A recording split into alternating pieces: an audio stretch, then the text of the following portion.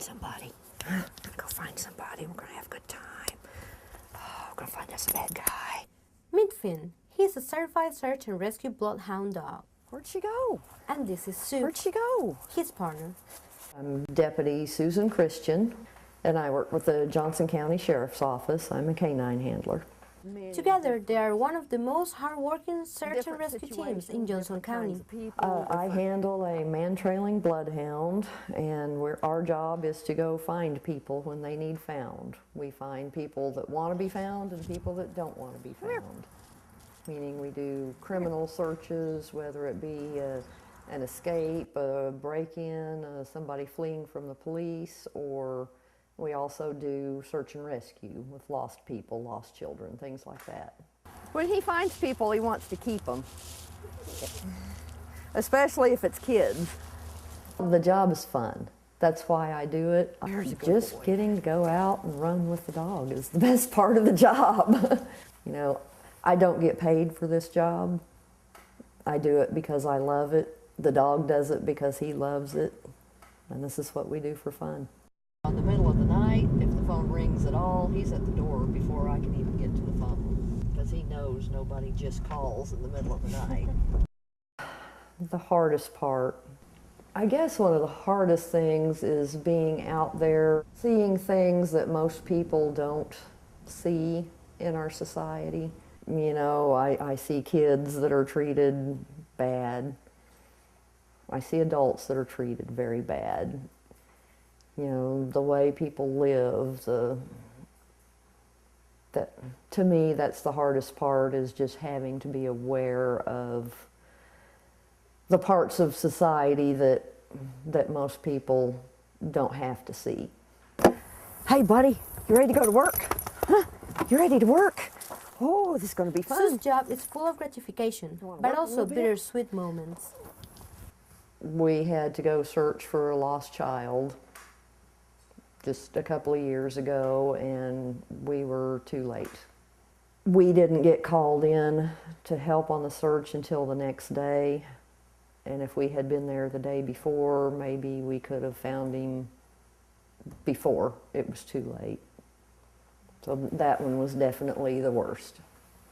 Doing the type of job that Sue does is not an easy task. You have to be ready to go at any moment.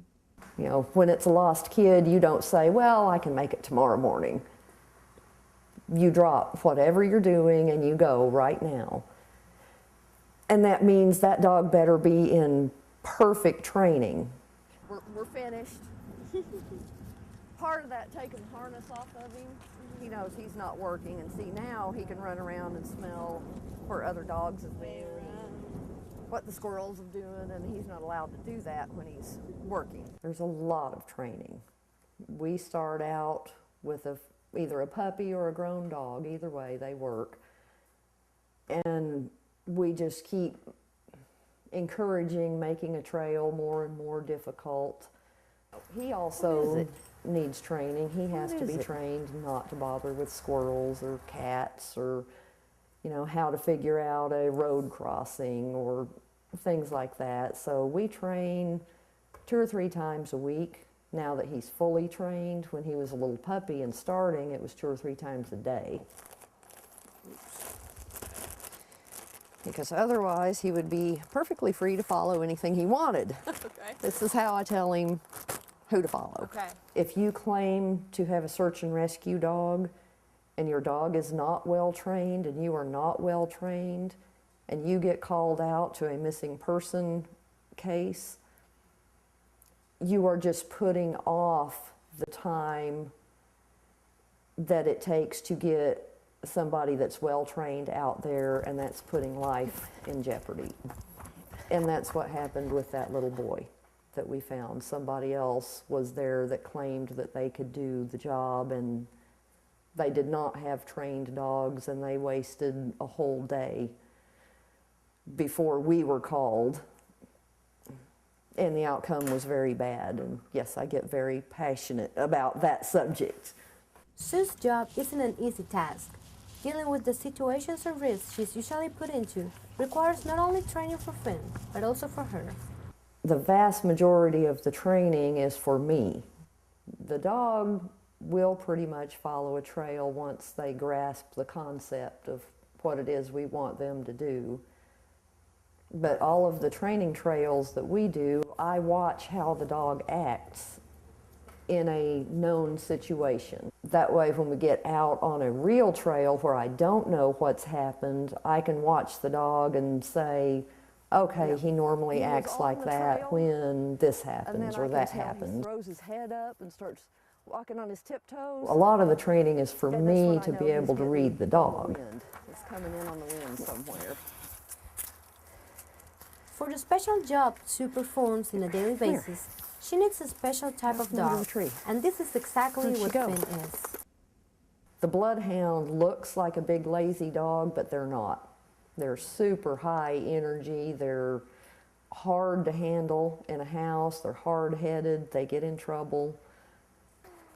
A friend gave me a box of wine one time, and I set it down beside the refrigerator while I came home one day, and he's laying in the hallway, and he's squeezing it with his foot, and it's squirting out, and he's drinking it. He is a rowdy drunk. He ripped around the house that night. He's like, woohoo, let's party! And jumping on the couch and off the couch and playing with toys. He's a bloodhound, which means he's a trailing dog. A trailing dog follows the individual human scent. Well, imagine that the person walked up here and then turned and went over here. Okay, but the wind is blowing this direction. The wind's blowing across here. If I start the dog here and the wind's coming this way, if it's been long enough, this scent is going to reach here and the dog's going to go straight across there. If you dropped baby powder on the ground and there's a wet spot, that powder's going to stick to that where it blows off everything else, right? It's the same with water. Water actually enhances the scent. Now, when the water's flowing, it will pull the scent downstream with it, and the dog might follow it down here, but then with training, he knows to come back. Or I know that, okay, we came up to the creek here, he went clear down here, but the water's flowing this way. If the person just crossed the creek, he's probably back up here. So if the dog doesn't find any trail over here, I will then lead him back to where we went in, and he'll pick up the trail that goes out like that. You know, once again, there's a whole lot of training for me. I understand that the little boy that we found dead, we got down to a creek, we found his footprints, the creek narrowed down and got extremely fast rapids. And at that point, the dog started having fits. He was howling, he was carrying on. The water was flowing that way, but the wind was blowing this way. So we had water that way and wind this way. And we had to climb up and around because it was real steep sides, and got over there, and he didn't really have a trail, but he kept looking downstream. And so I called back and told them to send some searchers up to the next crossing and work back towards us. And about halfway between was where he was found. So once again, that's me. I have to know all this stuff in the back of my head while we're running as fast as we can run with this dog. You know, all this stuff is in there, all the years of training, all the years of learning. Finn is a very special type of dog, and the type of relationship he and Sue share goes beyond working together. He's gotten better. When he first lost that eyesight, we had a really hard time with him around lights. I spend 24 hours a day with my dog. The only time he's alone is when I have to go to the grocery store or someplace they won't let him go. You know, I schedule my entire life around his work. On Friday nights, I don't go anyplace because we get called out a lot on Friday nights.